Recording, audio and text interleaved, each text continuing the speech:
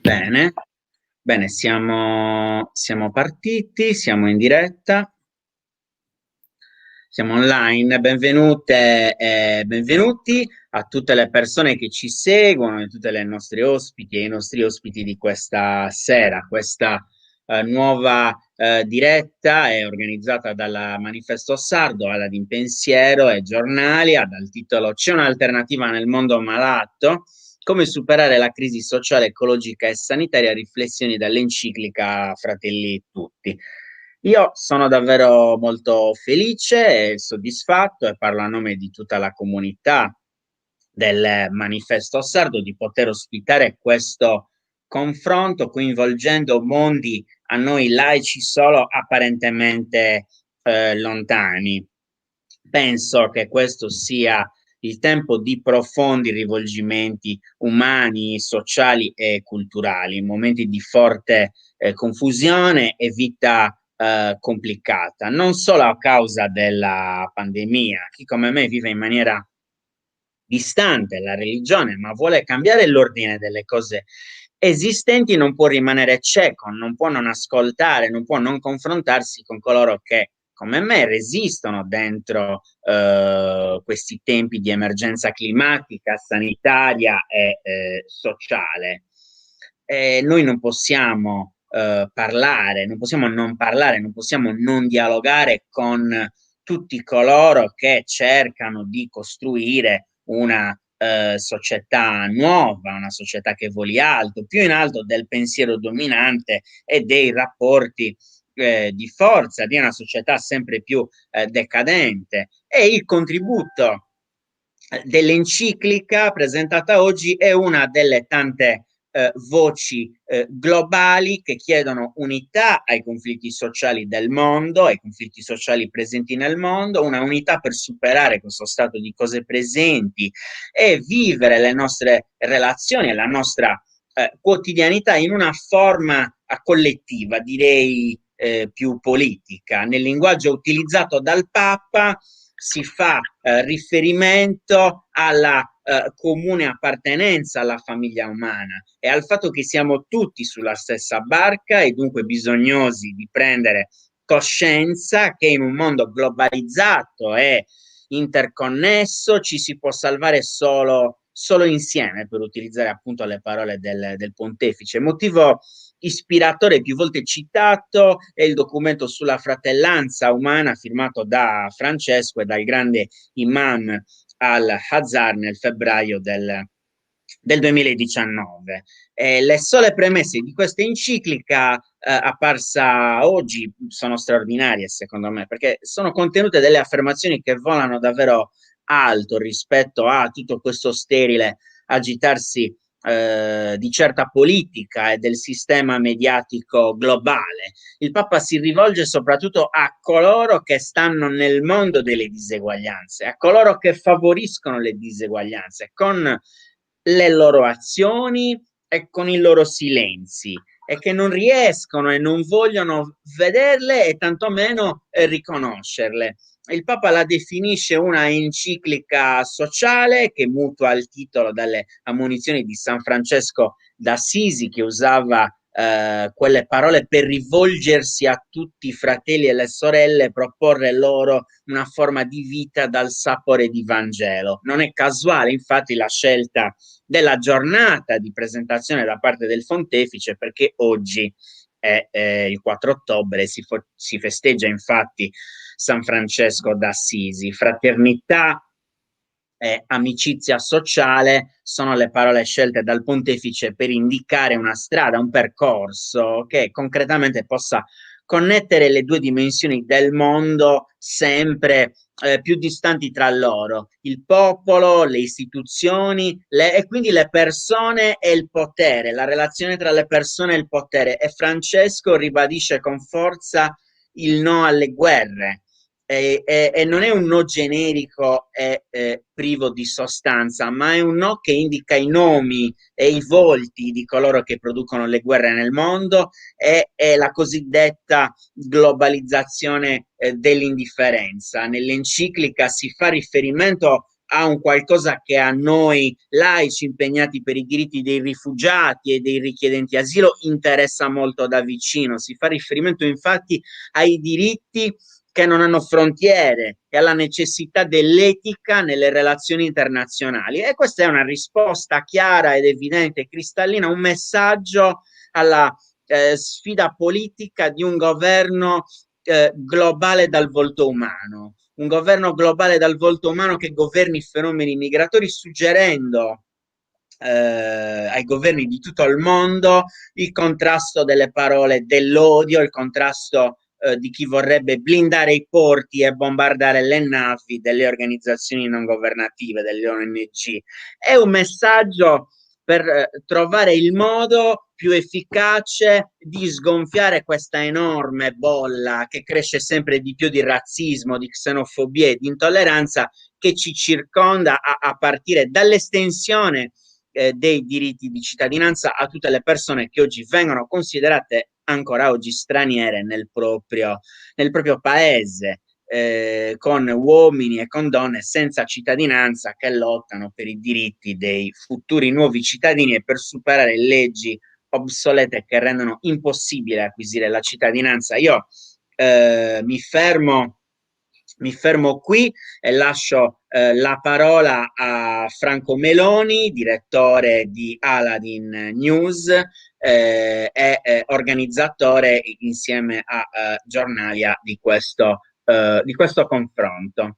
Prego, Franco, ti Allora, accendo il microfono. grazie Roberto, saluti a tutti. Anch'io sono molto contento di questa iniziativa.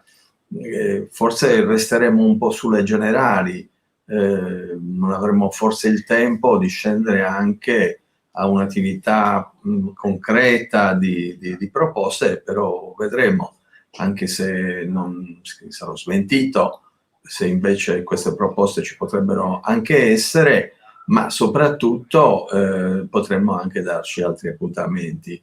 Siamo tutti un po' sconvolti, sconcertati dalla pandemia. Purtroppo si dice sempre la situazione migliorerà, il peggio è passato, invece ci siamo accorti che forse per queste ondate successive, ma a livello planetario, la situazione è pesante. È pesante dal punto di vista sanitario, è pesante anche dal punto di vista delle disuguaglianze già presenti chiaramente nel pianeta, dappertutto e anche nel nostro paese, che però vanno aggravandosi ulteriormente perché molti hanno perso, perderanno il lavoro, la numerosità dei poveri già rilevante aumenterà. Ecco, davanti a questo ci chiediamo che fare e abbiamo trovato 3 riferimenti, ce ne saranno molti altri, 3 riferimenti, 3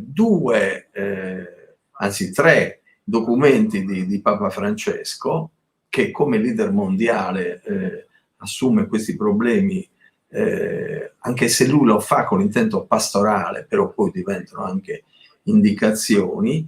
Quindi le 2 encicliche, quella di cui ha parlato Roberto, che ha firmato ieri Fratelli Tutti,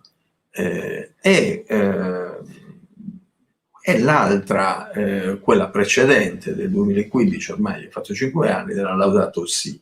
Il terzo documento è la dichiarazione che è stata firmata dal Papa e dal grande imam sulla fraternità, che è stata firmata ad Abu Dhabi il 4 di febbraio del 2019. Quindi sono 3 documenti, diciamo, di riferimento. Io, come mio solito, non mi soffermo per l'ultima enciclica, tra l'altro è stata pubblicata oggi, qualcuno ce l'ha avuto in anticipo, noi l'abbiamo vista oggi nel sito della Sala Stampa della Santa Sede, e non mi soffermerò su questa, poi ne parlerà credo Don Marco, oltre agli accenni che ha fatto Roberto.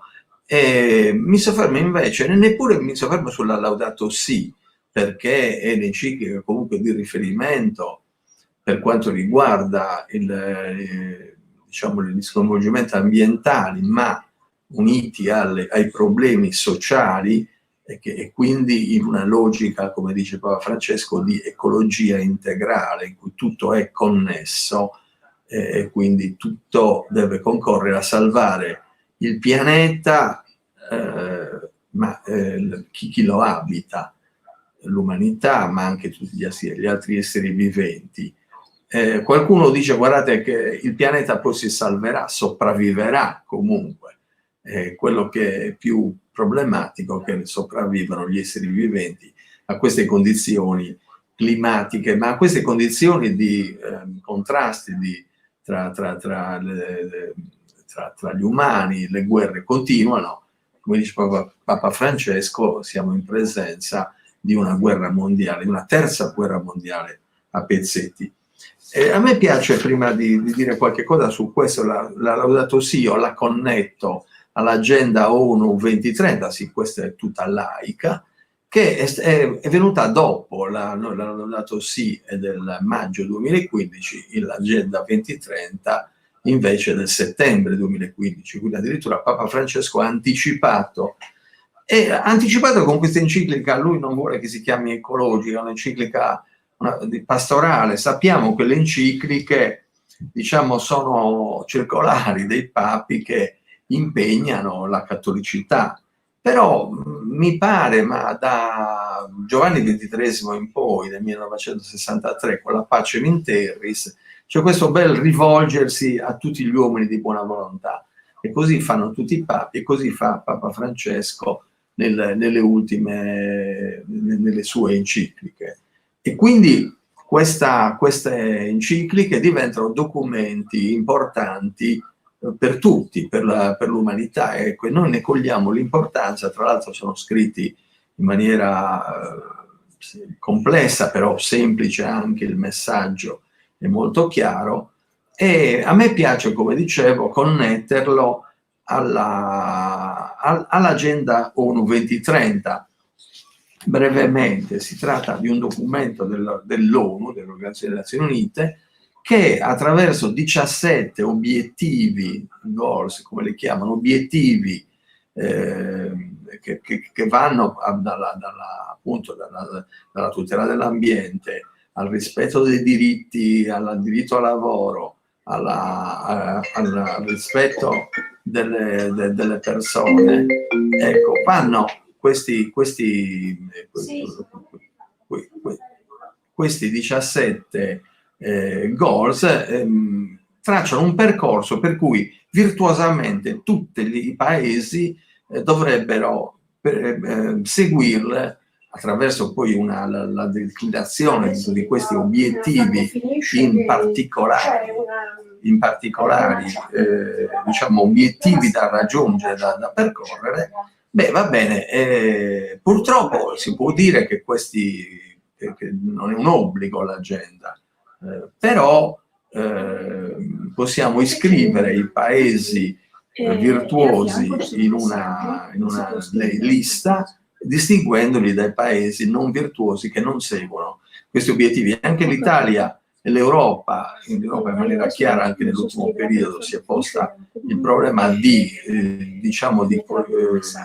costringere, di piegare i suoi programmi a questi grandi obiettivi, e quindi la salvezza anche dell'umanità dipende da questi programmi che già ci sono, e già sono c'è l'indicazione di percorrerli attraverso un monitoraggio continuo e diciamo la trasformazione, la declinazione di questi obiettivi nelle politiche concrete che si devono fare a livello di Unione Europea, di mondiale, dei paesi, di ciascun paese, e a livello regionale anche per quanto riguarda la Sardegna.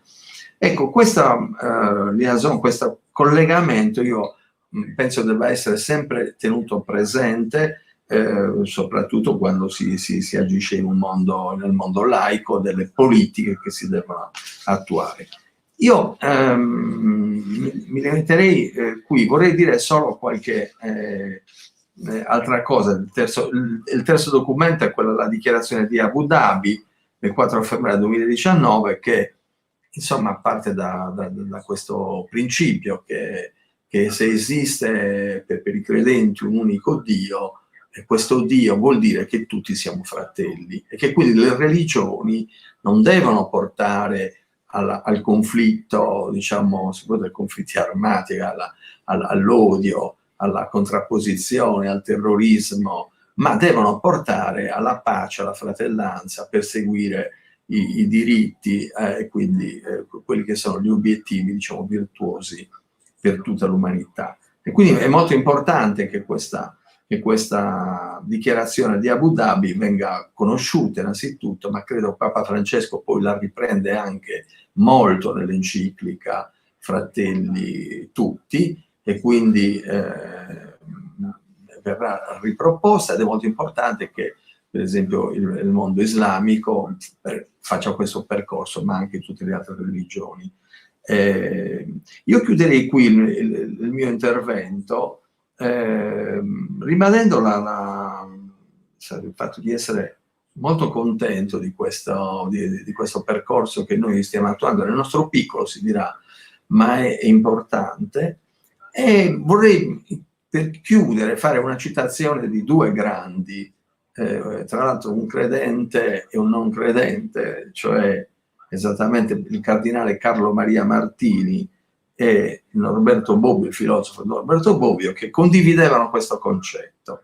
La differenza più importante non è tra chi crede e chi non crede, ma tra chi pensa e chi non pensa ai grandi interrogativi dell'esistenza. Ecco, noi ci poniamo questi grandi interrogativi dell'esistenza, evidentemente avendo presente i problemi nostri, al nostro livello, alla nostra portata, e interrogandoci su cosa poter fare noi personalmente, perché siamo coinvolti, e cosa poter fare noi in quanto, diciamo, persone che vogliono essere, non rifuggono la politica, ma vogliono che la politica prenda in mano i problemi e che quindi li porti a soluzione con il concorso di tutti, con la massima, diciamo, il massimo di coinvolgimento di tutti. Ecco, io mi fermo qui, grazie del fatto che mi avete ascoltato. Grazie Franco Meloni, direttore di Aladin News e co-organizzatore di questa nostra prima iniziativa su l'enciclica uscita oggi. La parola adesso a Andrea Giulio Pirastu, il direttore editoriale di Giornalia e co-organizzatore con noi di questa iniziativa. Sì, buonasera. Prego. Buonasera, mi sentite? Sì, ti sentiamo benissimo, prego, vai. Perfetto. Buonasera. Allora, stasera io intervengo, diciamo, nella veste di direttore editoriale di Giornalia, che per chi non la conoscesse è una piccola testata giornalistica nata a Cagliari circa un anno fa. È una testata un po' anomala, diciamo, perché alla base c'è una sorta di piattaforma social a cui ciascuno può iscriversi e successivamente condividere e pubblicare un proprio articolo. Rimaniamo noi, diciamo. Allora, ringrazio Franco Meloni e Roberto Alloddo per aver organizzato, insomma, per essere stati, diciamo, gli artefici di questo evento, a cui io, diciamo, mi sono aggregato nell'organizzazione. Ma grazie soprattutto a tutti voi, a tutti voi relatori che stasera interverrete. Diciamo, per esaurire il mio compito di redattore, diciamo, ho deciso di non leggere una relazione che ho preparato e che poi successivamente pubblicherò, perché, diciamo, sarebbe risultato un po' noioso, diciamo, leggervela. Allora ho dunque pensato di scrivere e proporvi alcune domande tre domande che potessero essere, diciamo, delle domande molto generali, che potessero essere, diciamo, uno spunto, diciamo, alle quali potrete, diciamo, rispondere o meno, insomma, senza nessun obbligo. Dunque, la prima. Allora, quali sono, secondo la vostra esperienza, educazione e cultura, i primi passi concreti da compiere per avviare il cambiamento auspicato anche dai documenti su cui stasera ci soffermeremo a riflettere? La seconda, allora, quanto secondo voi una migliore e più diffusa istruzione e cultura, considerando non solo i paesi occidentali, inciderebbe sul miglioramento dei rapporti tra i popoli? La terza domanda, come secondo voi è possibile liberarsi dai tabù e dai preconcetti, sfidando noi stessi, per metterci nei panni degli altri, degli ultimi, dei malati, anche dei migranti, o semplicemente di chi la pensa diversamente da noi, e dunque identificare quanto di buono ci sia nell'altro, e che un aspetto parziale non identifichi per forza il tutto. Potrebbe essere questo, cioè liberarsi dai preconcetti, un primo passo per giungere alla fratellanza universale? Ecco, queste sono le tre domande, quindi vi ringrazio e passo nuovamente la parola al coordinatore. Allora, grazie Andrea Giulio Pirastu per questo breve intervento. Ti ringrazio soprattutto per la brevità, perché così possiamo lasciare spazio anche alle altre relazioni, e grazie anche per queste domande. Allora, il prossimo intervento è di Don Marco Lai, direttore della Caritas diocesana di Cagliari. Prego, Don Marco Lai. Scusa Roberto, ho una comunicazione di servizio, puoi far entrare Annalisa per cortesia? No, scusa, prego Don Marco. Bene, buonasera a tutti, grazie anche per l'invito. Sì, io ho avuto la possibilità ieri sera di dare un'occhiata all'enciclica. Mi pare che sia davvero nel solco della Chiesa che parte da Giovanni XXIII, e quindi la Chiesa del Concilio Vaticano II, che prova a ribaltare, a rovesciare un po' l'idea sia di Chiesa, popolo di Dio, ma poi anche il rapporto con la società, con il mondo, e quindi un impegno a 360 gradi rispetto alle persone, rispetto all'uomo. È vero, c'è una continuità rispetto alla Laudato Si di approccio da parte di Papa Francesco. Sì, lui si era dichiarato il primo giorno della sua investitura come un uomo che veniva dalla fine del mondo. E questo mi pare che davvero lo stia dimostrando in un'epoca in cui poi, così come la società civile, come le nazioni tutte, i popoli, così anche la Chiesa rischiava un po' di ritornare un po' indietro rispetto anche alla grande emancipazione prodotta dal Concilio Vaticano II. Per cui mi pare che in questa enciclica continua a guardare in maniera globale, in maniera ampia alla nostra umanità.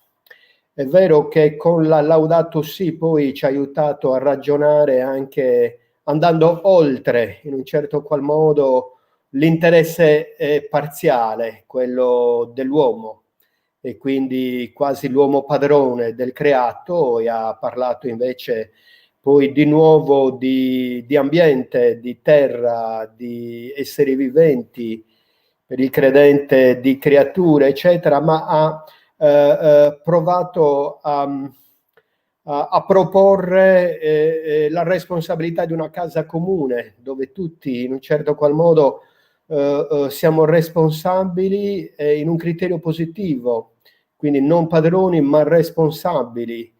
e dove ognuno può davvero fare molto, e poi ecco la dimensione, questo criterio integrale che unisce gli interessi dell'uomo con gli interessi della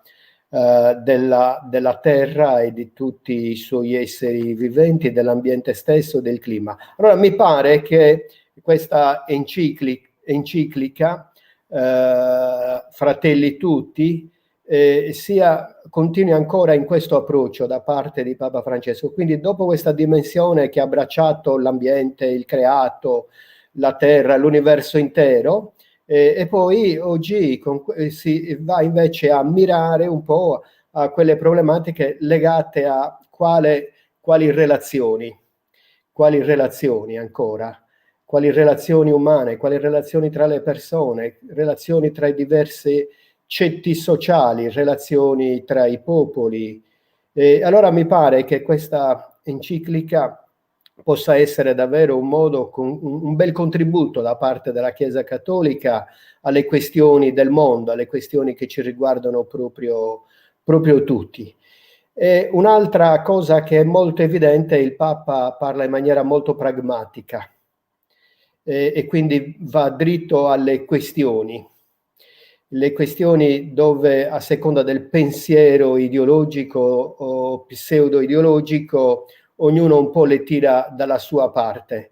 Mi sembra che il Papa, in un provare a ragionare dal basso, ancora prima dell'ideologia e delle ideologie, provi a riportarci tutti a responsabilità e corresponsabilità rispetto alla nostra umanità, all'umanità di oggi, alla dignità dell'uomo di oggi.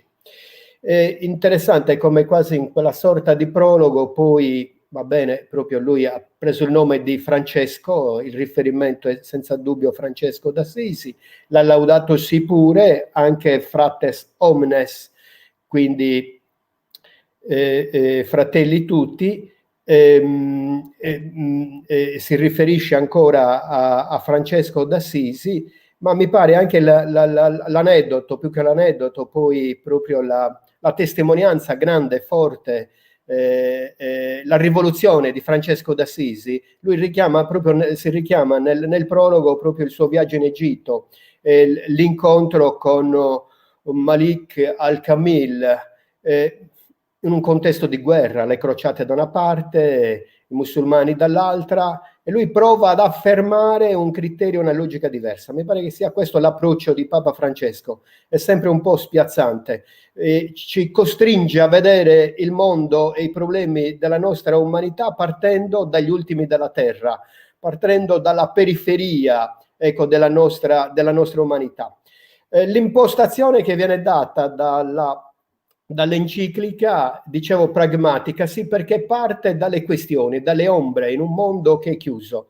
Forse noi, per quanto ci riguarda, spesso ritorniamo e denunciamo pure, ecco, questo mondo chiuso, questa parzialità, e lo facciamo di continuo, di sicuro, però ecco in maniera sistematica, così come lo fa Papa Francesco, provando a parlare a tutti.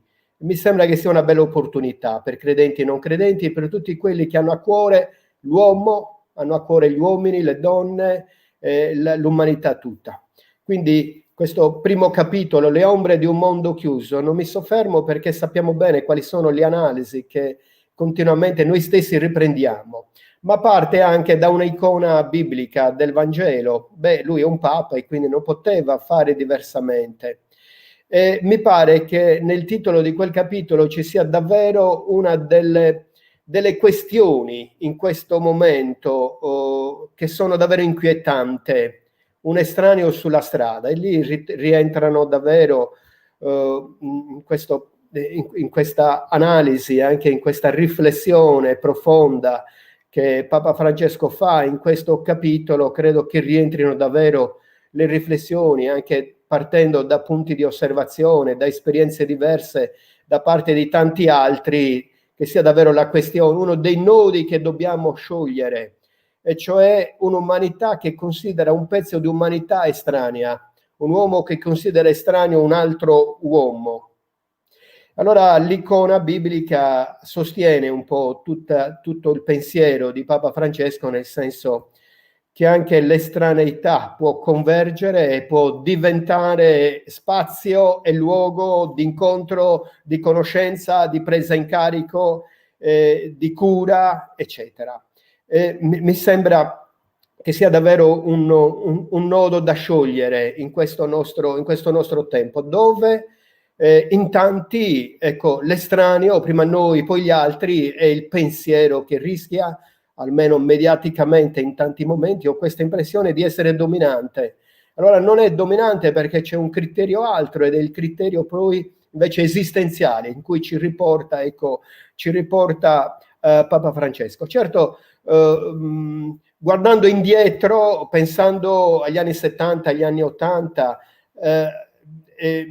quando un po' sognavamo un mondo migliore, un mondo più giusto, un mondo capace di mobilità, di spostarsi, di incontrarsi, ecco, e su questo un po' Papa Francesco richiama. Io credo che Papa Francesco questi ragionamenti che ci offre, ce li offre perché poi li ha vissuti da immigrato, li ha vissuti da argentino, li ha vissuti dentro la dittatura. Quando noi cantavamo gli Inti-Illimani, il Cile, una dittatura, immaginavamo davvero un mondo aperto, un mondo migliore, un mondo più giusto, un mondo oltre ogni forma di dittatura e di egemonia che poi andava a schiacciare il popolo.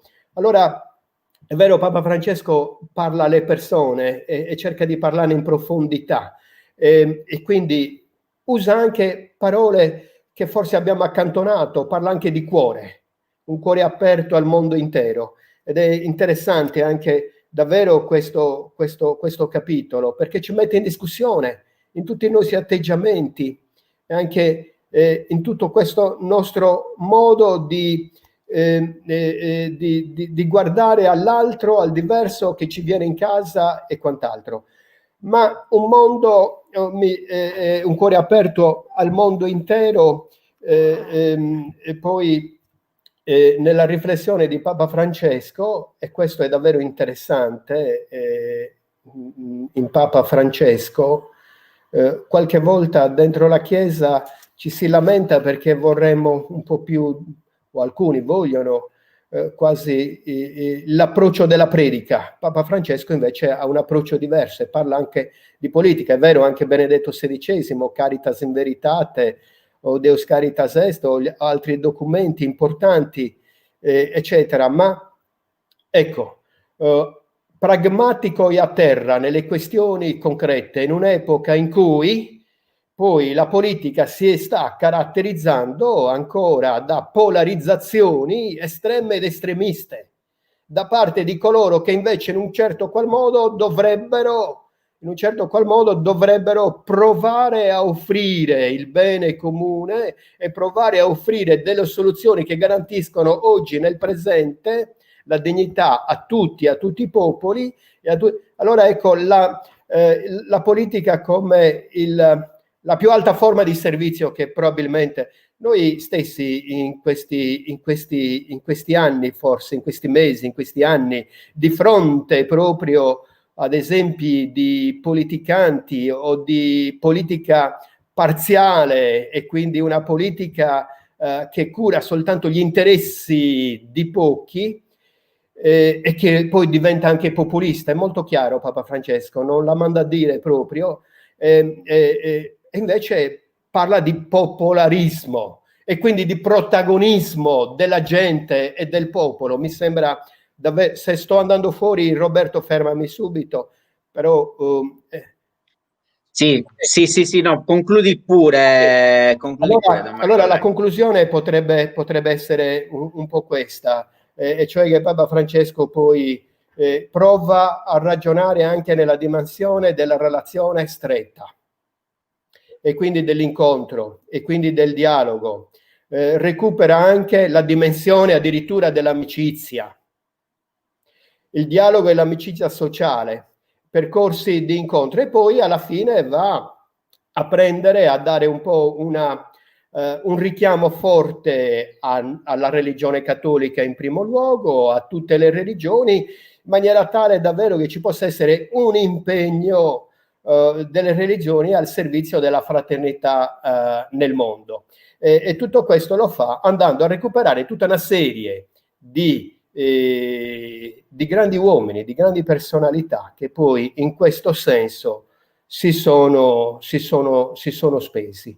Certo, il documento della fratellanza umana di Abu Dhabi l'avete già citata abbondantemente, ecco un po', ci metto un po' di entusiasmo dentro questa Fratres Omnes, perché credo proprio potrà essere riferimento per tanti, e quindi, così come nella volontà di Francesco, di Papa Francesco, forse un richiamo e un'opportunità per metterci in gioco di nuovo con entusiasmo, per provare a ribaltare tante situazioni inquietanti. Allora, ringraziamo Don Marco Lai, direttore della Caritas diocesana di Cagliari. La parola ora a Maria Chiara Cugusi.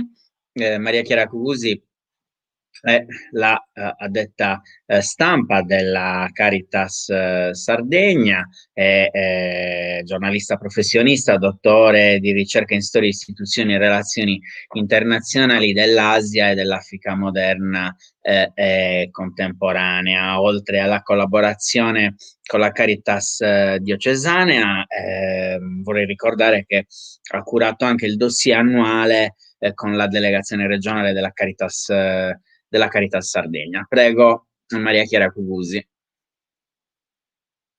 Allora, ti riaccendo il microfono, ecco.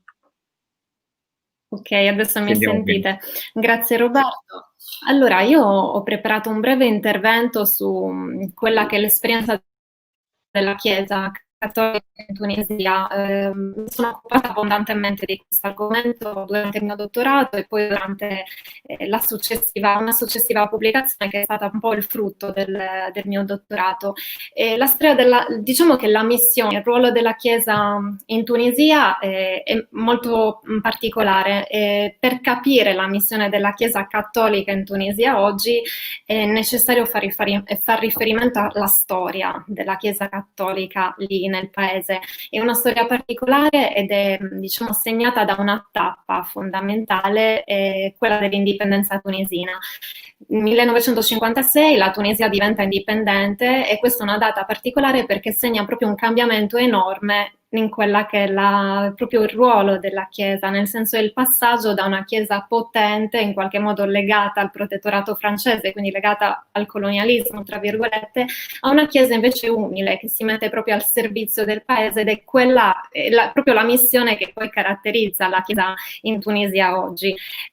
Durante il protettorato francese, appunto, un susseguirsi di vescovi francesi, un insieme all'arrivo di congregazioni europee, soprattutto francesi, un moltiplicarsi di chiese, perché in Tunisia si arriva a ben 100 chiese, e una chiesa insomma potente che gode della protezione della Francia, ed è una chiesa talmente potente che nel 1930 riesce a organizzare il congresso eucaristico di Cartagine. Fedeli, vescovi che arrivano lì da tutta Europa, apparentemente una grossa vittoria per la Chiesa, in realtà sarà proprio una frattura tra la Chiesa cattolica e la Tunisia musulmana, perché da quel momento in poi si sviluppa la lotta nazionalista portata avanti da Bourguiba, che poi porterà all'indipendenza. Cosa succede con l'indipendenza? Con l'indipendenza la Chiesa si ha un cambiamento completo nella storia della Chiesa, si ha una diminuzione progressiva del numero dei cattolici, una diminuzione diciamo determinata soprattutto da due fattori: leggi di nazionalizzazione nel 1964 che portano via le terre agli europei, quindi alla gran parte dei cattolici, e poi il modus vivendi, ovvero un accordo tra Stato e Chiesa cattolica tuttora in vigore, attenzione, importantissimo, perché poi è il contesto su cui la Chiesa opera adesso e oggi insomma continua a operare. Modus vivendi che cosa fa? Introduce il divieto di attività politica dei cattolici ed introduce un impoverimento patrimoniale. Da 100 chiese si passa a 5 chiese e il numero dei fedeli continua a diminuire, quindi dai 265.000 cattolici durante il protettorato si arriva a 20.000 ed è più o meno il numero, diciamo, di cattolici cattolici presente ancora oggi in Tunisia. Quindi che cosa succede? Il rifiuto della Chiesa come istituzione, perché in qualche modo era mal vista, era legata, diciamo, proprio al colonialismo, tra virgolette, al passato coloniale, e invece l'accettazione di quei religiosi. Mi sentite? Sì, sì, sì, Maria Chiara, sentiamo benissimo, prosegui. Avevo paura di qualche problema di Maria Chiara, audio. prosegui pure perché ti sentiamo benissimo. Perfetto, allora l'accettazione di quei No, religiosi. prego, continua pure. Ok, l'accettazione proprio dei religiosi che scelgono di restare nel paese, nonostante appunto tutto quello che ho detto, e scelgono di rimanere perché? Perché amano la Tunisia e scelgono di porsi al servizio del paese, quindi mettendo a disposizione le proprie competenze per contribuire allo sviluppo del paese, accogliendo tra l'altro un invito proprio del presidente Bourguiba. Quindi da lì in poi i religiosi creano, si mettono a disposizione, insomma, proprio creano loro stessi delle associazioni, lavorano sulla disabilità, lavorano accanto alle povertà, insomma sono davvero, diventano parte integrante della Tunisia. Piano piano cambiano anche i rapporti col potere politico, perché se immediatamente dopo l'indipendenza diciamo la Chiesa era nascosta, era un po' rifiutata, piano piano la Chiesa diventa sempre più visibile anche dal punto di vista dei rapporti con il potere politico, e con Ben Ali si ha una nuova visibilità della Chiesa, perché Ben Ali sfrutta, diciamo, la possibilità di una collaborazione con la Chiesa come opportunità per dare l'immagine di un paese tollerante, in qualche modo di un paese aperto nei confronti delle altre religioni, ed è in questo contesto nel 1996 che si ha la visita di Giovanni Paolo II in Tunisia. E diciamo che quindi da qui in poi che cosa succede? Una Chiesa, l'abbiamo detto, sempre più partecipa, sempre più attenta a quelle che sono le problematiche dei tunisini. Lo si vede in occasione della rivoluzione del 2011, perché è una Chiesa in qualche modo che proprio partecipa alle problematiche, vive le problematiche, una Chiesa che si interroga sul ruolo, anche sul suo ruolo nel post-rivoluzione. E diciamo che con la rivoluzione del 2011 poi c'è anche da dire che c'è un clima, c'è una maggiore apertura, c'è anche una riscoperta di un interesse anche verso la Chiesa, verso il passato cristiano della Tunisia, quindi alcuni studiosi tunisini si avvicinano a questi temi. La stessa diocesi di Tunisi porta avanti un progetto sulla riscoperta delle radici cristiane in Tunisia, quindi visita ai siti archeologici cristiani della Tunisia, visita aperta in qualche modo anche a studiosi e a studenti, insomma, tunisini. Quindi questo è sicuramente un qualcosa di caratteristico. Tra l'altro questo progetto è portato avanti da un sacerdote missionario che abbiamo ospitato anche varie volte proprio a Cagliari nell'ambito di una collaborazione tra due diocesi. Quindi sicuramente un clima di maggiore apertura e un clima in cui, proprio un contesto in cui la Chiesa è sempre più presente, accetta le nuove sfide, è presente in qualche modo con una serie di progettualità, pensiamo ai migranti, progettualità in qualche modo verso i poveri, una Chiesa che contribuisce anche ad alimentare il dibattito culturale, interculturale, e quindi è una Chiesa che, anche se caratterizzata da piccoli numeri, riesce comunque a essere presente in maniera attiva, e il suo ruolo è anche non solo riconosciuto ma anche sollecitato dalle istituzioni. In cui faccio riferimento, così sto anche in tema, al Covid, periodo del Covid. Ho intervistato l'arcivescovo di Tunisi, Monsignor Ilario Antoniazzi, proprio l'ultima intervista che ho fatto, insomma, lo scorso giugno, quindi dopo il lockdown, e mi raccontava proprio dell'impegno che la Chiesa ha portato avanti lì in Tunisia durante il Covid, quindi proprio tutta diciamo un'azione di rete, quindi i sacerdoti che hanno attivato dei contatti, quindi attraverso i loro contatti con le famiglie tunisine hanno capito dove c'erano famiglie che avevano bisogno di aiuto, hanno raccolto degli aiuti, beni di prima necessità che sono stati consegnati di famiglia in famiglia, anche proprio grazie alla collaborazione con la polizia locale, con le istituzioni.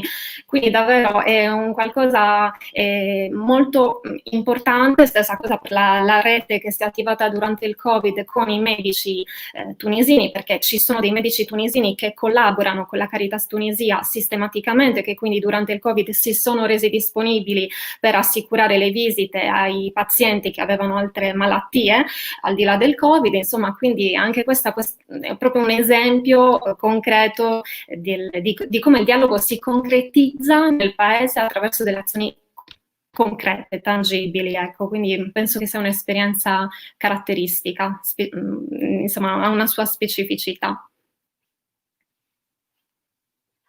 Grazie Maria Chiara Cugusi, giornalista della stampa della Caritas Sardegna. Ora entriamo in un'altra dimensione, nel mondo di chi lotta all'interno delle questioni ambientali ed ecologiste. Annalisa Columbu, presidente di Lega Ambiente Sardegna. Prego, Annalisa, ti accendo il microfono, ora puoi parlare. Sì, buonasera a tutti, buonasera. Allora, io vorrei fare una breve premessa, visto l'ambito in cui ci troviamo per questa discussione di oggi, è il dialogo tra le culture che è al centro dell'enciclica del Papa. Quindi vorrei ricordare che nel 2015 è l'anno dell'enciclica Laudato Si, però è un anno molto importante anche per tutto ciò che riguarda le politiche per salvare la terra e l'umanità. Facendo una piccola, per un piccolo excursus storico sempre sul fatto che Papa Francesco si riferisce a due scritti importanti adesso di San Francesco, sia nella Laudato Si che nella Fratelli Tutti, mi fa piacere ricordare in questa occasione lo scritto di un altro padre della Chiesa, che è Cipriano, vescovo di Cartagine negli anni intorno al 250, e proprio nel periodo delle persecuzioni di Decio, tant'è che fu martire in quel periodo. In uno dei suoi scritti ad Demetrianum scrive a Demetriano, appunto, discutendo delle preoccupazioni sui cambiamenti climatici all'interno di uno scritto apologetico in difesa della cristianità. Ecco, questo mi fa piacere ricordarlo, perché San Cipriano poi è anche il patrono dell'Algeria, e in questo discorso di oggi mi faceva piacere inserirlo, perché il nostro dialogo deve andare verso tutti. Tornando al 2015, è un anno molto importante il 2015, perché dopo l'enciclica del Papa le Nazioni Unite hanno varato poi l'Agenda 2030 con i 17 obiettivi di sostenibilità, che ormai sono ben conosciuti. È un'agenda che è stata firmata da 193 paesi, quindi ha avuto un consenso molto ampio e ha avuto anche un grande successo proprio per la sua semplicità nella comunicazione.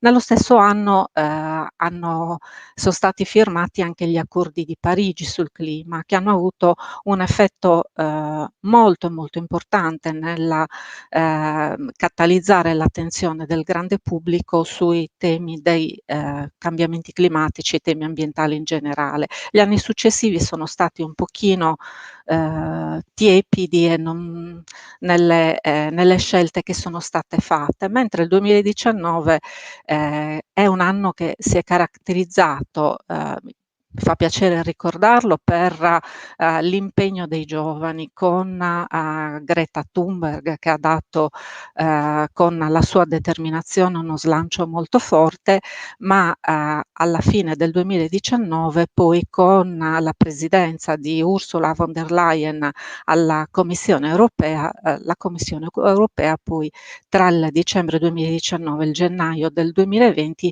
ha avviato il Green Deal europeo. Il Green Deal europeo è un piano d'azione per la sostenibilità, per la neutralità energetica da ottenere nel 2050, per la salvaguardia degli habitat naturali del nostro continente, il tutto con una centralità delle persone, perché il motto è proprio: nessuno deve essere lasciato indietro. Il 2020 poi lo conosciamo benissimo purtroppo per la sua drammaticità, perché con la crisi sanitaria e ambientale, sociale ed economica ha portato gli stati dell'Unione Europea, ognuno un po' per conto proprio, a varare quelle misure per salvare in fretta e furia la sicurezza sanitaria dello Stato e anche la sicurezza economica. Però l'attualità sta proprio negli ultimi mesi, nelle scelte che sono state avviate per salvare la terra e l'umanità. Nell'accordo di luglio dell'Unione Europea che ha avviato il programma della Next Generation EU sarebbe, e il collegato piano di resilienza europeo. Ora, abbiamo visto in quest'ultimo periodo la corsa degli stati, ma soprattutto noi possiamo parlare per l'Italia, a trovare tutti quei progetti da avviare con questi fondi, che sono fondi abbastanza sostanziosi, non li abbiamo mai visti negli ultimi decenni, ci sono mancati dopo la crisi del 2008 e tutti questi fondi possono avviare l'economia, ovviamente, perché si tratta solo per l'Italia di 209 miliardi, una buona parte sono destinati a dei fondi e un'altra parte invece sono destinati a dei prestiti. C'è stata una corsa alla trovare in fretta e furia quei progetti che erano lì accantonati da anni nelle diverse realtà del paese, nei diversi territori, ma questa non è la scelta giusta. Non è la scelta giusta perché sono tutti progetti che sono nati con una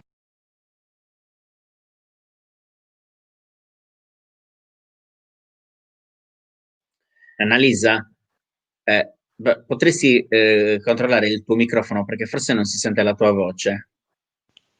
Adesso si sente? Adesso sì, prego. Forse l'avevo schiacciato il pulsantino per sbaglio.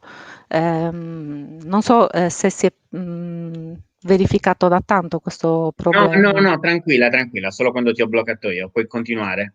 No, dicevo, quindi non c'è urgenza di varare questi progetti perché ci sono comunque 6 mesi per l'avvio e in ogni caso sono previsti 4 anni con una concentrazione maggiore nei primi 2 anni, per cui c'è tutto il tempo di ragionare su ciò che veramente conta per le nostre comunità.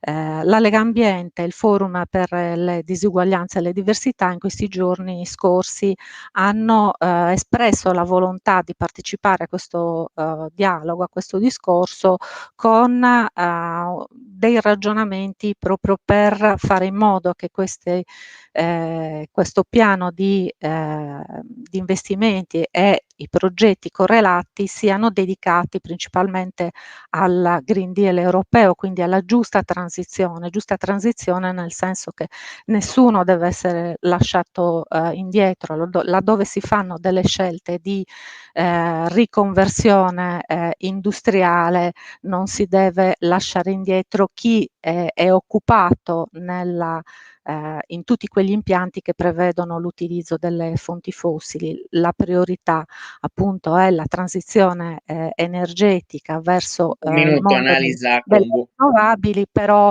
dobbiamo ricordare che questo paese negli ultimi 30 anni ha visto un impoverimento molto grande nelle infrastrutture sociali dedicate alla scuola, all'università, che vanno assolutamente rafforzate, così come la sanità. I 10, se volete approfondire, i 10 progetti, cioè le 10 sfide che le 2 associazioni propongono, vanno in questa direzione. Grazie ad Annalisa Colombo, presidente di Legambiente Sardegna. La parola adesso ad Ahmed Naciri, il presidente della rete sarda della cooperazione internazionale. Prego, Ahmed.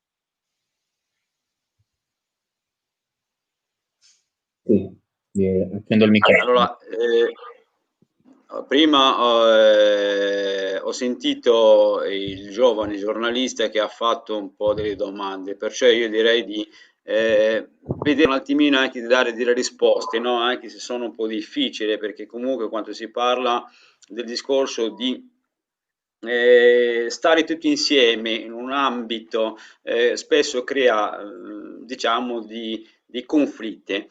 Però ricordiamoci bene che comunque io parlo, scendo giù, non voglio parlare un attimino del scenario a livello internazionale, ma voglio parlare del nostro Mediterraneo, no? Perché noi alla fine condividiamo questo mare che spesso viene chiamato il Mare Nostrum, cioè c'è fra una sponda, diciamo, nord e sud. La cosa che noi abbiamo tante cose in comune, però spesso non riesco mai a capire perché esce sempre la diversità che abbiamo. Perché nonostante che noi abbiamo comunque anche, diciamo, dal cibo alla cultura, alle usanze e cose, spesso escono fuori delle piccole cose che ci differenziano. E questo voglio collegarlo al problema, secondo me, più grosso, che viene chiamato la paura del diverso, perché spesso noi, il nostro modo di agire è quello che quando vediamo una persona diversa, che sia o per colore, o per religione, o per altre cose, scatta in noi un modo di alert, ok? Che dice attenzione, ok? E credo, come giustamente diceva il giornalista giovane, qual è il modo per combattere, diciamo, questa paura del diverso? Non è che ci sono tante. La parola è molto semplice, è la conoscenza. Perché se io conosco la persona che è diverso di me, viene a meno la mia paura di dire di questo alert. E questa, secondo me, è una delle prime cose che noi dobbiamo cercare, perché questo è il sistema che poi ci porta a, come diceva il Papa, di avere una certa fratellanza, la fratellanza fra tutti i popoli, nonostante che questi popoli comunque c'è anche una diversità che spesso viene rimarcata perché c'è il musulmano, c'è il cristiano, c'è l'ebreo. Però ricordiamoci tutti che comunque noi arriviamo, a prescindere che siamo musulmani, cristiani, ebrei, arriviamo dallo stesso profeta che è Abramo, che alla fine siamo tutti figli diciamo, dello stesso ceppo, no? La conoscenza che spesso, come diceva anche Roberto prima, di questo odio che tutti i giorni viene alimentato dal mondo politico, purtroppo alimentato anche dalle mass media, che spesso la cronaca cerca di sempre evidenziare la persona diversa che ha commesso il reato, nascondendo gli altri 100 che hanno fatto lo stesso reato. Questo porta a alimentare, a buttare la benzina sul fuoco su tutto quello che poi va messo dietro, tutte quelle cose, attività positive che poi queste persone che sono diverse cercano di fare e fare crescere la società in cui vivono. E questa cosa qua, secondo me, si può combattere prima con la conoscenza e la seconda cosa di creare una specie di cooperazione. La cooperazione, cosa vuol dire? La cooperazione è quello di cercare di aiutare i paesi che sono emergenti, aiutare, attenzione, non la cooperazione che mi si è fatta fino adesso come tipo colonizzazione, perché prima lo sappiamo benissimo, tutte le grandi nazioni sono andati in Africa, in altri paesi, hanno cercato di di sfruttare questi paesi qua, di portarli veramente all'osso. E questo è oltre a, come diceva giustamente Annalisa prima, oltre al fenomeno diciamo di cambiamenti climatici che porta qua che queste persone comunque scappano, perché spesso sentite parlare questi non scappano dalla guerra, però se uno scappa dalla fame è come se fosse una condanna, che bisogna metterlo in galera. La cooperazione è una cosa molto importante che secondo me creare la cooperazione anche nel bacino del Mediterraneo, come diceva, io so che comunque la Caritas che è presente ne fa di questi tipi di cooperazione, soprattutto con la Tunisia, ma non soltanto con la Tunisia, anche con il Marocco, anche come facciamo anche noi. Era un modo anche per scambiare dell'esperienza, per fare delle cose insieme. E questo che comunque il Papa ha sempre cercato di rimarcare questa, di fare questo confronto, di questo, come dire, di partecipazione fra i popoli del Mediterraneo, a prescindere che rimane sempre l'identità rimane sempre, però non viene rimarcata come trovare la possibilità di lavorare tutti insieme. E questa è una cosa molto, credetemi, è molto difficile, ma non è impossibile, perché comunque basta cercare di trovare un tavolo in cui l'istituzione, le associazioni e il mondo, diciamo, sia politico sia no, possono trovare degli accordi, si chiamano accordi bilaterali. Infatti hanno sempre funzionato questo, anche nel tema dell'immigrazione, il tema bilaterale fra l'Italia, dove ci sono gli accordi bilaterali, ci sono non dico di stoppare, ma di arginare un fenomeno che poi può essere, diciamo, raddrizzati, non costruire i muri, ma troviamo la possibilità di costruire anche qualche ponte, mentre che alziamo il muro e qualche ponticino da qualche parte lo possiamo fare. Quanto tempo c'ho, Roberto? Ti è rimasto, ci sono rimasti 2 minuti. Allora, lascio la parola, casomai riprenderò se c'è qualche domanda. Grazie. Allora, grazie a Ahmed Naciri, presidente della Rete Cooperazione Internazionale, anche perché il tema della cooperazione internazionale e della relazione con i popoli del mondo è molto presente nella enciclica di Francesco. La parola adesso alla professoressa Patrizia Manducchi, docente di storia dei paesi islamici dell'Università di Cagliari. Allora, buonasera a tutti, mi sentite? Sì, ti sentiamo benissimo. Perfetto, grazie, ringrazio gli organizzatori e amici di aver pensato a questa iniziativa, diciamo, non facile per noi relatori, perché in 5-8 minuti dobbiamo, come dire, in qualche modo dare dei riferimenti precisi e un contributo possibilmente, insomma, a questa nostra bella chiacchierata. Allora, io anch'io sono stata sollecitata dalle domande di Andrea, se non ricordo male, no? Di Andrea, che ci chiede sui tabù, sui preconcetti, sull'istruzione e la cultura, il ruolo e soprattutto i passi concreti per questo cambiamento. Ripartirei proprio dal titolo dell'enciclica, Fratelli Tutti, che mi ha riportato al documento più volte stasera citato da voi, il documento sulla fratellanza umana per la pace mondiale e la convivenza comune.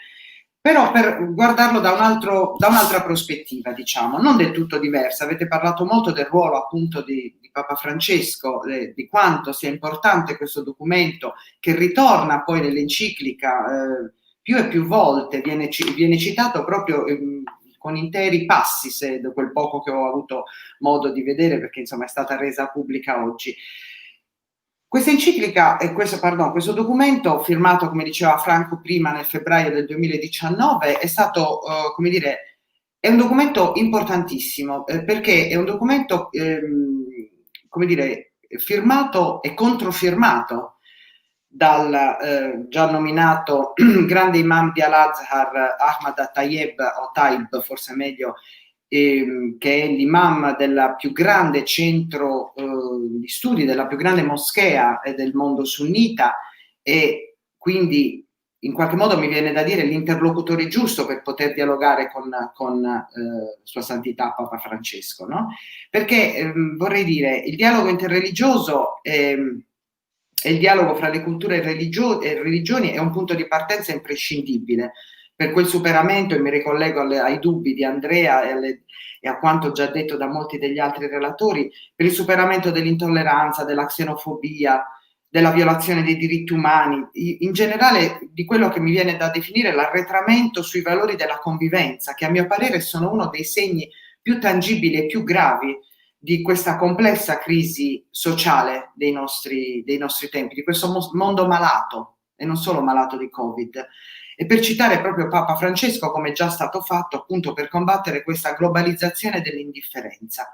All'interno di questo discorso mi sembra di poter dire che il tema della islamofobia, e ci intendiamo quando uso questo termine, è un tema sicuramente centrale. Quindi l'Islam è comunque molto spesso definito come il nemico, la minaccia, come l'invasore, come l'altro da sé per antonomasia, per eccellenza, e molto meno si sentono sottolineare quei punti comuni di cui parlava prima, per esempio, l'amico Ahmed Naciri, ovvero sia che abbiamo un profeta di riferimento che è unico e che è Abramo, Ibrahim per gli arabi, un Dio che è Allah, che ha solo un nome, come dire, declinato in arabo, ma che è lo stesso Dio dei grandi monoteismi, che abbiamo una infinità di similitudini nei testi sacri, nella pratica religiosa, nel sistema valoriale, nelle credenze anche.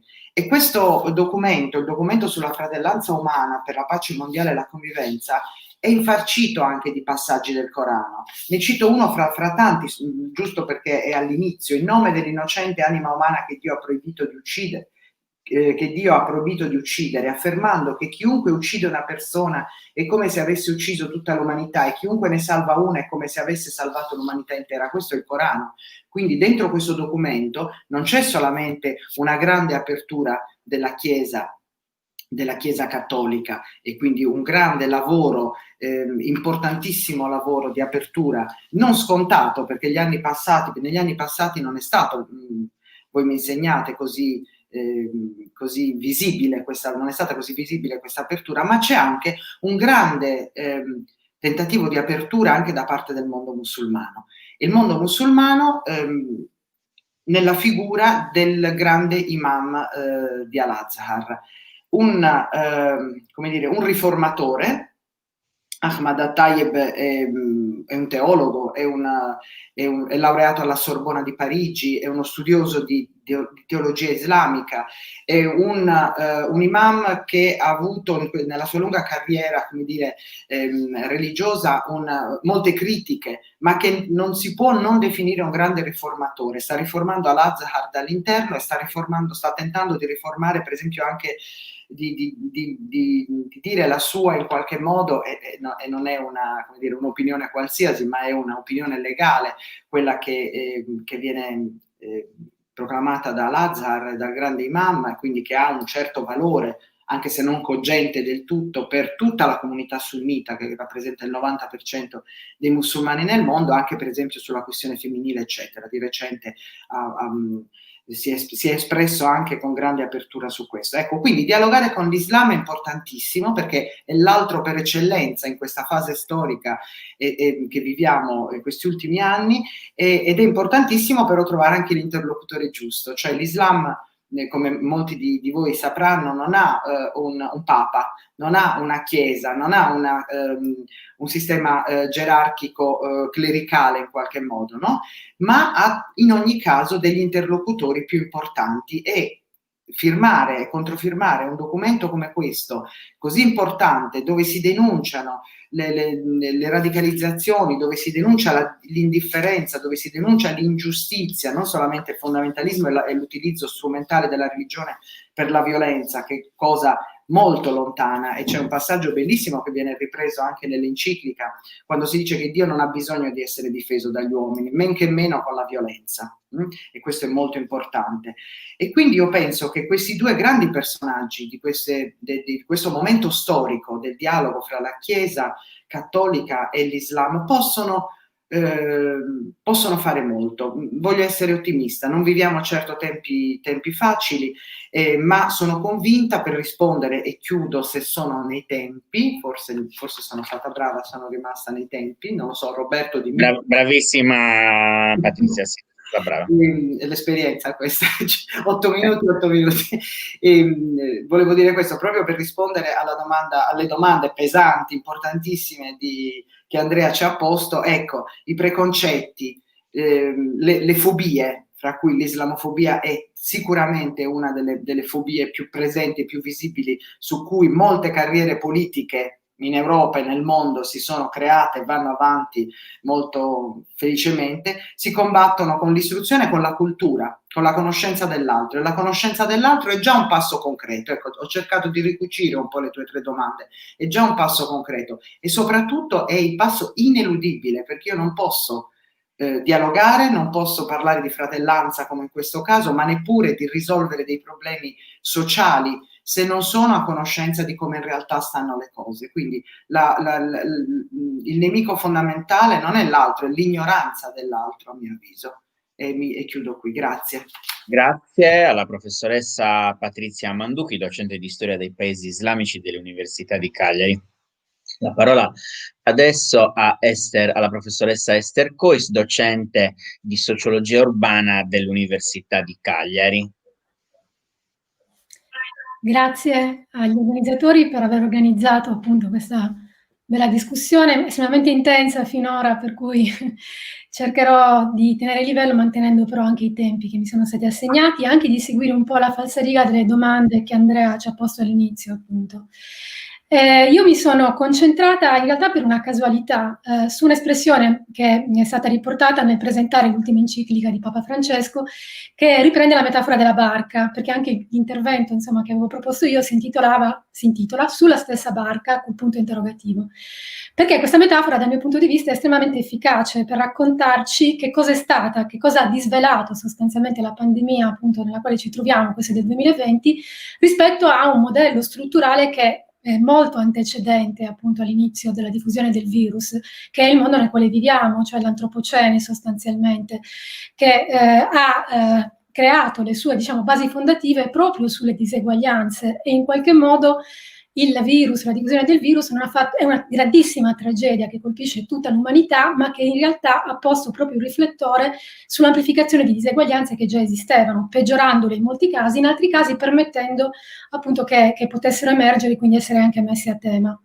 Da questo punto di vista, prima leggevo, qualcuno aveva scritto appunto una frase sul fatto che anche questa ideologia della crescita senza freni in realtà non è poi così sostenibile in un mondo che appunto sappiamo ha esaurito abbondantemente le sue risorse anche per le generazioni future, non solo per le generazioni presenti.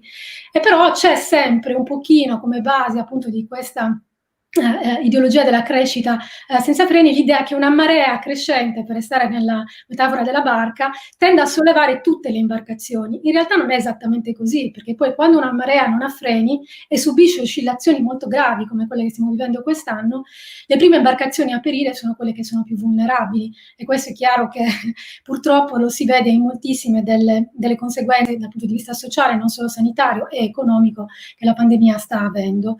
A proposito degli stereotipi e dei pregiudizi che appunto colpiscono differentemente diverse categorie di persone, quelle che invece nell'enciclica di Papa Francesco sono state ricomprese in un'unica definizione, che è appunto quella di fratelli e sorelle naturalmente, non c'è soltanto quella che si riferisce ai ricchi e ai poveri che diventano più ricchi o più poveri, perché questo è un altro dei grandi elementi che sono stati messi in evidenza appunto dalla pandemia, ovvero sia il fatto che si è passati un pochino dal distanziamento, diciamo così, non solo il distanziamento sociale, che è una delle misure di contenimento, ma dall'idea appunto del distanziamento per combattere questa sorta di epidemia di tipo sanitario, a una polarizzazione delle possibilità di accesso ad esempio alle cure sanitarie, delle possibilità di gestire il lockdown quando c'è stato, sperando appunto che non ritorni, in condizioni molto differenziate con conseguenze molto diverse dal punto di vista del presente ma anche del futuro. Un'altra delle caratterizzazioni, cioè pensiamo soltanto che dal 1980, quindi non dal 2020, ma dal 1980 fino al 2020, che l'1% della popolazione mondiale ha accumulato in sé circa il 30% di tutta la ricchezza finora prodotta, quindi non è certamente una novità. E purtroppo la pandemia non ha fatto altro che accelerare ulteriormente questo processo di grande polarizzazione sociale. Quindi usando le differenze, le diseguaglianze che già esistevano per mettere in luce ulteriori opposizioni. Mentre riflettevo in questi giorni su alcune delle conseguenze che in termini proprio di atomizzazione, quindi di distruzione di quell'ideale di fratellanza e di solidarietà, mi è piaciuta molto l'espressione utilizzata nell'enciclica, che è quella di amicizia sociale, che in Italia abbiamo visto e che stiamo ancora un po' vedendo nella retorica anche pubblica con cui viene presentata appunto l'impatto della pandemia, riguarda le diverse generazioni, cioè una sorta di opposizione, di dicotomia che si è creata tra le generazioni più anziane e quelle più giovani, ponendo le une in opposizione rispetto alle altre. Inizialmente era appunto la paura che questo virus colpisse maggiormente appunto le generazioni più anziane, che però le quasi colpevolizzava per il fatto che a causa della loro maggiore vulnerabilità l'intero paese sarebbe andato incontro a una crisi economica che avrebbe inevitabilmente colpito le frange più vulnerabili, cioè i giovani e le donne. Poi c'è stato l'inverso, sono i giovani che alla fine del lockdown avrebbero infranto le regole ponendo a rischio l'intero paese, e quindi si è spostato un po' l'obiettivo della colpevolizzazione. Cioè esattamente il contrario di quanto si dovrebbe fare, come dice anche l'enciclica di Papa Francesco, in una situazione di emergenza come questa, dove invece è l'amicizia, la solidarietà intergenerazionale l'unica possibilità di salvarsi, perché nessuno si salva da solo, appunto, neanche in termini di categorizzazioni. E uno degli elementi più forti che ugualmente ricorre nell'enciclica e che io ho trovato assolutamente centrato da questo punto di vista è che resta nel vocabolario della cura, perché appunto il termine cura ricorre molto spesso, ma anche nella traduzione di questa enciclica, poi nelle varie lingue del mondo, come naturalmente sarà, mi è venuto in mente che nel mondo anglosassone il termine cura è identificato anche con care, prendersi cura di. A me importa anche degli altri, ma non soltanto per una questione di etica personale, ma perché è l'unica possibilità curarsi gli uni gli altri, che agli uni importi degli altri, perché tutto il mondo, che come dice il titolo di questo incontro, in questo momento è particolarmente malato, più malato del solito, possa sperare appunto di uscire non meglio di prima, ma neppure peggio, perché questa purtroppo è la prospettiva che stiamo vedendo in questo momento. Una delle domande che mi veniva posta riguardava l'istruzione, la necessità appunto dell'istruzione come elemento di contrasto all'incremento delle diseguaglianze. È certamente così. Se pensiamo che più del 50% dei giovani di 20 anni nei paesi cosiddetti sviluppati riescono a proseguire i propri studi, è meno del 3% in questo momento nei paesi cosiddetti in via di sviluppo. In realtà è un serpente che si mangia la coda, perché queste etichette le applichiamo nel momento in cui questi luoghi del mondo non hanno le stesse opportunità o sono costretti a grandi transumanze umane, laddove tutte le risorse appunto dei luoghi di partenza sono state consumate in maniera assolutamente asimmetrica. Quindi la barca che si muove in un mondo sempre più inondato da tempeste come quella che stiamo vivendo mi sembra particolarmente adeguata appunto come metafora. Perché l'istruzione? Perché i due grandi tsunami che stanno muovendo questo mare nel quale la barca cerca appunto di tenersi a galla, in questo momento sono sostanzialmente due, a parte la crisi economica che è un po' l'origine e un po' l'impatto. Una è stata già citata, ed è la crisi climatica. Non c'è dubbio che è all'origine di grandissimi spostamenti appunto di umanità all'interno di questo mondo che sono spesso rubricati, come diceva forse Patrizia prima, ma anche qualcun altro, come lo straniero, l'altro da sé che deve essere tenuto lontano dai propri confini. Se una cosa ci ha insegnato questo virus, che non è assolutamente democratico nei suoi impatti, è democratico però nel modo in cui colpisce chiunque, i capi di Stato come i senza tetto, non conosce confini, nei regimi totalitari come nelle democrazie più avanzate ha lo stesso tipo di diffusione. Quindi quello che invece cambia è il modo in cui le conseguenze che questo virus, che appunto è globale, genera sulle persone più vulnerabili, potranno avere dei risvolti anche nel prossimo futuro.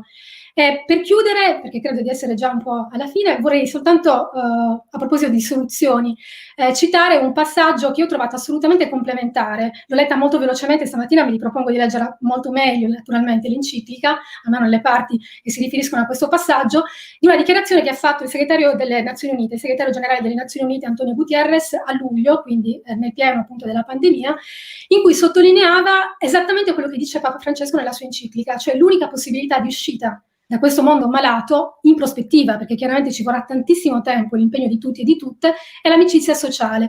E lui utilizza due espressioni che sono un nuovo contratto sociale, che prevede la possibilità di tutti, ad esempio, di accedere alla rivoluzione digitale, che è un altro fattore di disuguaglianza in questo momento, e non di compattamento, di globalizzazione, diciamo in senso positivo, e l'altro è un nuovo accordo globale che, per esempio, dia voce a quelli che noi, paesi cosiddetti sviluppati, chiamiamo paesi in via di sviluppo, che non hanno voce, ad esempio, nelle decisioni del credito monetario internazionale o in altri tipi appunto di politiche globali, per le quali forse sarebbe necessario davvero pensare a una barca che sia più equa. Grazie alla professoressa Esther Cois, docente di sociologia urbana dell'Università di Cagliari. La parola adesso all'imam Usama El Santawi della moschea As-Salam di Lecco. Spero di aver letto bene il nome senza errori. Prego, imam. Le accendo il microfono, prego da questo momento. Ecco. Ok, il nome l'ho detto benissimo. Tra l'altro, se non ci fosse una W e Y, non ci fosse una U o una I, potrebbe anche sembrare sardo il cognome, per cui saremmo lì. Comunque, diciamo, il mondo è malato, ci sono delle alternative.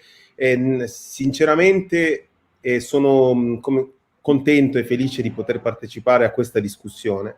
Perché noi, proprio come alla moschea di Lecco, abbiamo proprio di fronte, c'è una piccola stradina che, diciamo, fa da confine, o meglio da ponte, tra la moschea e un edificio che si chiama la Casa sul Pozzo, che è una comunità gestita da cristiani cattolici, da Don Angelo, e noi abbiamo cercato di applicare, diciamo, fin da subito, quello che è stato, diciamo, l'accordo congiunto scritto con le due mani di Papa Francesco e del grande imam dell'università e della moschea dell'Azhar, l'imam At-Tayyib. E abbiamo, proprio partendo da questo invito alla fratellanza e all'unione, alla condivisione, abbiamo fatto veramente tantissime attività in un anno, e hanno fatto sì che proprio due comunità che erano una di fronte all'altro e che fondamentalmente in una comunità, una città come quella di Lecco, una città abbastanza chiusa, nonostante tutto siamo riusciti a partire a fare delle attività veramente molto, molto importanti e molto utili. Abbiamo fatto delle cene condivise, abbiamo condiviso momenti come durante il mese di Ramadan e quant'altro, il mese del nostro digiuno, abbiamo fatto dei corsi di formazione, diciamo, anche parlando dell'Islam, e questo qua, diciamo, che aiuta fondamentalmente alla conoscenza. Però queste attività mi hanno fatto riflettere su alcune cose. Il mondo è malato, ma perché è malato? Diciamo, dal punto di vista spirituale, dal punto di vista puramente pratico, a noi riempiamo tanto i nostri corpi e i nostri cuori di un sacco di cose che sono fondamentalmente inutili per la nostra anima, per il nostro spirito, per chi crede appunto in un'anima, per chi non crede che il mondo animale sia semplicemente un fattore di natura, ma anche un fattore, diciamo, più verticale, per cui una creazione, un creatore. E noi fondamentalmente troviamo la malattia nell'essere lontano da questo da Dio, dal Dio che ci unisce, dal Dio di Abramo, dal Dio di Gesù, dal Dio di Mosè e di tutti i profeti e messaggeri. E noi ci troviamo in un mondo che non abbiamo deciso di nascere in un mondo in cui la comunicazione è così semplice, l'acquisto di qualsiasi cosa noi potremmo desiderare fondamentalmente nel momento in cui dovessimo avere i mezzi materiali, potremmo acquistare qualsiasi cosa. Abbiamo la possibilità di risolvere la fame nel mondo, abbiamo la possibilità cioè un po' è come la descrizione un pochettino del paradiso, no? Puoi avere tutto quello che vuoi, puoi avere accesso a tutto quello che vuoi, ma poi si demarcano le grandi differenze. Si demarcano le grandi differenze tra il ricco e il povero. Per questo che viene fatto un grande richiamo alla fratellanza, a rimanere tutti uniti, all'accoglienza dell'altro. Perché? Perché sono tutte cose che un pochettino vanno scemando, vanno a perdersi.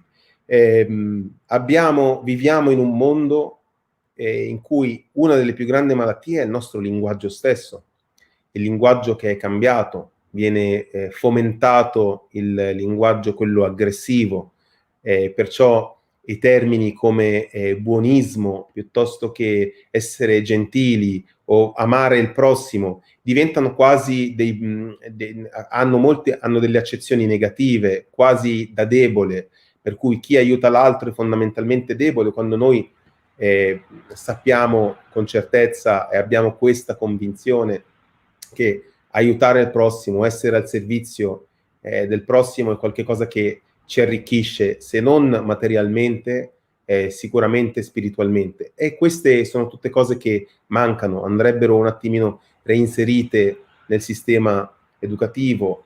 Oggi la parola volgare non fa più effetto, non fa più scandalo.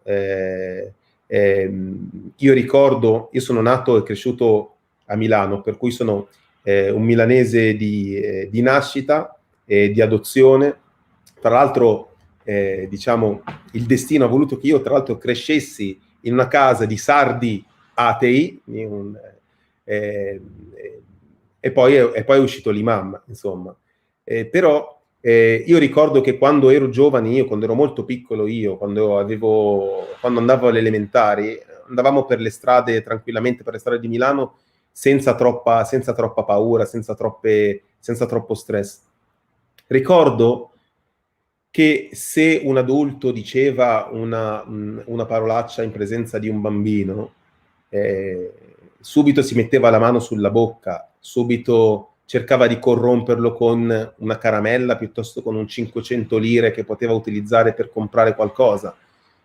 Noi abbiamo una serie di cose, noi oggi invece corriamo tanto, siamo molto stressati, non abbiamo il vuoto che possiamo avere dentro, questo e poi parlo da religioso, per cui perdonatemi se utilizzo questi termini, ma il vuoto che uno può avere dentro lo riempiamo con qualcosa che può essere dannoso per noi o per la nostra vita stessa, e non parlo di droghe o di chissà che cosa.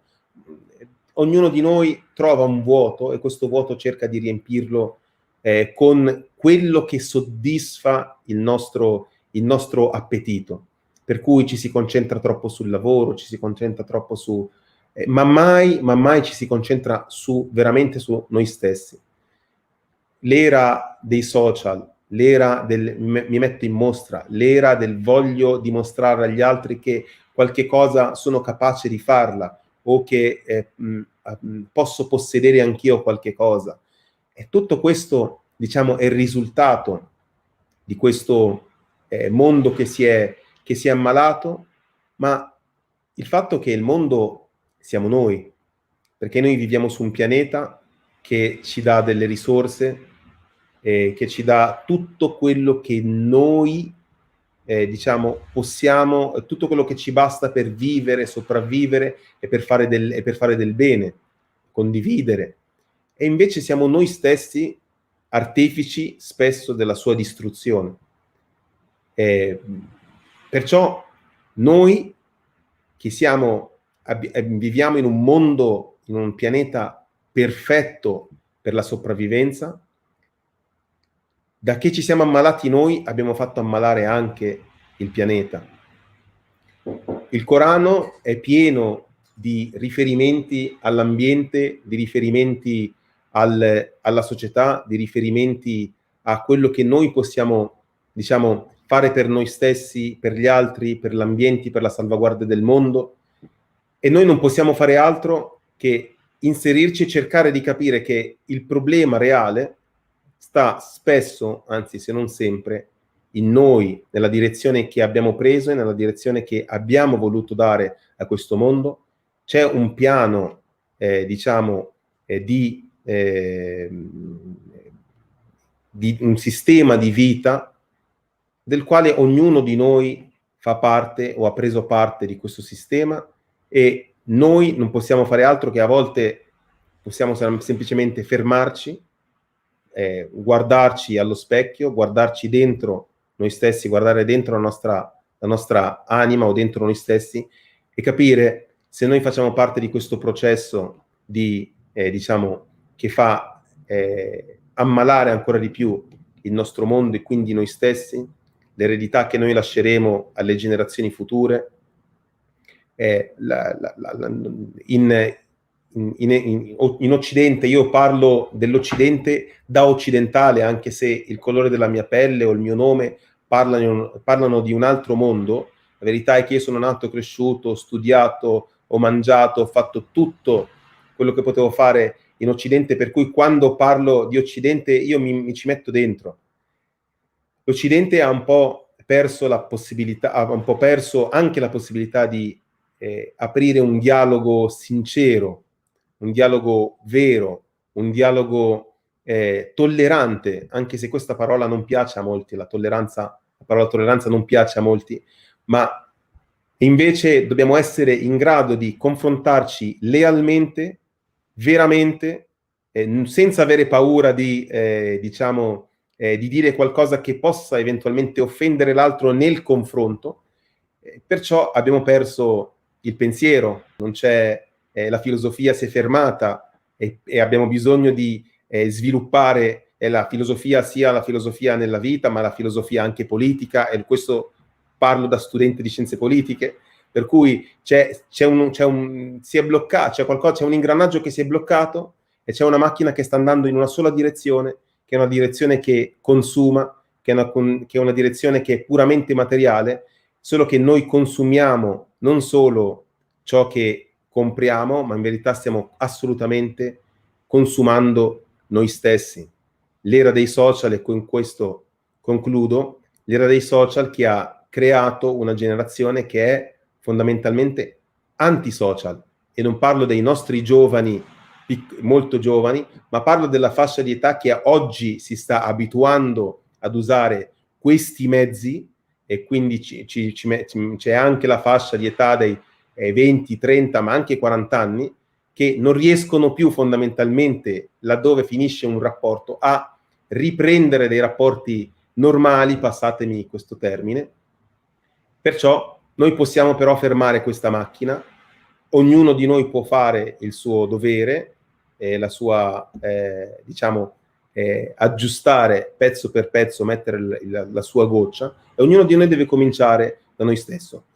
La mia parola forse è fuori dal contesto di quello di cui si è parlato fondamentalmente fino ad adesso, ma io ho vissuto e sto vivendo, diciamo, gli accordi o diciamo gli scritti del Papa e dell'Imam, li sto vivendo e sto cercando di applicarli, e sto cercando di dare, io e tutte le persone, vi assicuro che ci sono tantissime persone che vogliono questo, ma sono certo che anche voi che siete qua per lo stesso motivo, e ognuno di noi può fare veramente la differenza anche con poco. Vi ringrazio per l'attenzione e per la pazienza di avermi ascoltato, e vi ridò la parola. Grazie. Grazie a lei, Imam Usama El Santawi, dalla Moschea Salam di Lecco. La parola adesso a Francesca Boccaldacre, teologa e professoressa di lingua e cultura araba alla Società Umanitaria di Milano. Prego, professoressa Boccaldacre. Grazie, buonasera, grazie a tutti i relatori per gli interventi fatti finora. Io mi riallaccio ad alcuni di voi, in particolare mi riallaccio a quello con cui è partito Don Marco Lai, cioè il fatto che questa enciclica, nella sua novità, sia diretta a chi ha a cuore tutti, e appunto questo concetto di fratellanza non è soltanto da pensare per le persone di fede una verso le altre o nella famiglia abramitica verso la quale di solito siamo abituati a pensare, ma ancora più a largo, verso proprio tutti, e ripensare anche al termine stesso fratelli. Mi rifaccio ovviamente, ma qua già la professoressa Manduchi ha fatto una buona introduzione al documento di Abu Dhabi, confermato dall'Imam Ahmad al-Tayyib e da Papa Francesco nel febbraio 2019. Questo è un documento interessante per rileggere la enciclica Fratelli Tutti, perché non è un documento appunto solo francescano, ma le cui fonti, seppur radicate nel cristianesimo, nel cattolicesimo, sono in realtà anche coraniche, e vorrei in particolare evidenziare il fatto che da queste fonti coraniche nasce molta dell'ispirazione per Fratelli Tutti, o almeno se non è un'ispirazione, diciamo c'è una profonda consonanza. E ad esempio nel Corano noi leggiamo: «O gente, il vostro Signore è uno e il vostro padre Adamo è uno. Non c'è preferenza per un arabo verso un non arabo, né viceversa, e non ha superiorità la pelle bianca su quella nera, né viceversa». Scusate, questo è un hadith, ho sbagliato a leggere, ho sbagliato nei miei appunti. Un hadith, cioè uno dei detti del profeta Muhammad sallallahu alaihi wasallam. E nella stessa maniera esiste una consonanza tra le fonti musulmane e tanto di quello che è scritto in questa enciclica. La volontà di aprirsi intercomunitariamente nasce anche in realtà da osservazioni nuove, e tra le osservazioni nuove c'è ovviamente il Covid, del quale si parla, e se ne parla in un termine dell'osservazione che questa nuova circostanza ci porta a fare, e cioè del fatto che nessuno si salva da solo. Queste le parole che si trovano nell'enciclica. E questa evidenza, il fatto che la salvezza dell'uomo non è in mano a lui stesso, è un'evidenza di una chiarezza proprio accessibile appunto a tutti, al di là delle differenze interconfessionali, ma anche al di là della presenza o dell'assenza della fede. Un altro passaggio che ha in più la enciclica Fratelli Tutti rispetto al documento di Abu Dhabi, secondo me, è la volontà di rintracciare esempi chiari. E questo, un esempio è il capitolo Un estraneo sulla strada, nella quale invece di parlare appunto astrattamente del problema della necessità di un aiuto, di una cooperazione tra umani, si prende l'esempio del buon samaritano e da quell'esempio si cerca di spiegare cosa significhi amare secondo una dimensione universale. Addirittura il Papa usa questo termine, uscire da noi stessi, che per chi appartiene all'Islam ha anche una consonanza particolare con la nostra tradizione spirituale e mistica, c'è una consonanza forte. E quindi credo che lo sforzo che devono fare anche i musulmani, anche gli appartenenti alle altre fedi religiose, sia quello di fare questo passo, cioè di cercare un esempio chiaro delle operazionalizzazioni a quelli che sono invece questi principi generali sui quali già nel documento di Abu Dhabi ci si era detti tutti d'accordo. Un esempio per la tradizione islamica potrebbe essere appunto quello di ricercare nella vita del profeta Muhammad, nella sua sira, indetti ad esempio come quelli dedicati alla necessità di fare l'elemosina, di nutrire gli altri, ma anche per quanto riguarda le maniere di porsi. Molti di voi hanno parlato dei social, quindi della maniera nella quale noi ci relazioniamo gli uni con gli altri e in che modo questa possa rientrare nella malattia della società. Il profeta Muhammad era noto per avere detto che anche sorridere è un atto di carità, per cui la tradizione islamica non è una tradizione aliena a ricercare anche nelle cose più piccole una volontà di fratellanza universale. Concludo con una nota rispondendo un pochino alla domanda di Andrea Pirastu, cioè quali possono essere i passi concreti da fare a seguito di questa enciclica. E io credo che molto del lavoro da fare debba essere culturale. In particolare il problema è anche il fatto che il Corano, ma gli insegnamenti islamici, la vita di Muhammad siano cose talmente aliene alla cultura occidentale da non poter ritrovare neanche i richiami così aperti come vengono fatti ad esempio nel documento di Abu Dhabi.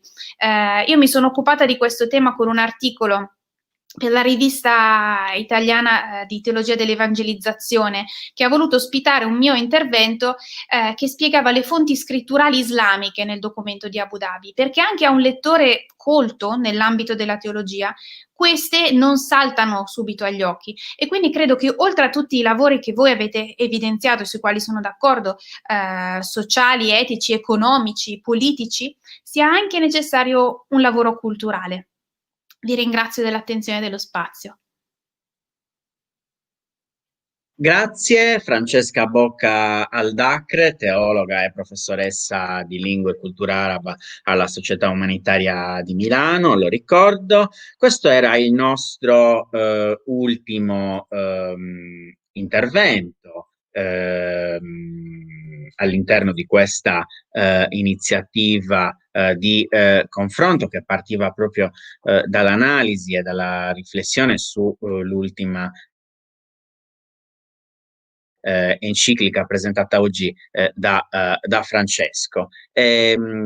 Allora, io vorrei intanto ringraziare tutte le persone che sono intervenute oggi e soprattutto le persone che ci hanno seguito dal nostro canale YouTube e Facebook in diretta fino alle 19:40, quindi comunque un tempo non indifferente per le persone che comunque la domenica sera si sono interessate a queste tematiche. Ringrazio i nostri cugini organizzatori, quindi gli amici della redazione di Ala d'Impensiero e di Giornalia, Franco Meloni e Andrea Pirastu, e concludiamo quindi questo incontro. Come concludere questo incontro? Beh, l'enciclica di Francesco si conclude con il ricordo di Martin Luther King, di Desmond Tutu, di Gandhi, del beato Charles de Foucauld, personalità che hanno espresso nella loro vita la volontà del cambiamento, la volontà della trasformazione sociale. Queste personalità hanno guardato la sofferenza e il dolore del mondo con gli occhi degli ultimi, con gli occhi degli esclusi, con gli occhi dei perdenti del mondo. Guardare con gli occhi delle vittime delle disuguaglianze, quindi per divenire ciò che Francesco chiama il fratello universale. Questo per ricordarci che non siamo soli, per ricordarci che possiamo uscire insieme dalla crisi, solo se insieme, ingabbiati da questo isolamento di disuguaglianza, riusciamo a incontrarci tra persone smarrite. Solo se insieme, tra esseri viventi smarriti che resistono, riusciamo a trasformare in medicina il veleno di quei meccanismi sociali che hanno, che hanno dato origine alla diseguaglianza e alla sofferenza. Io vi ringrazio.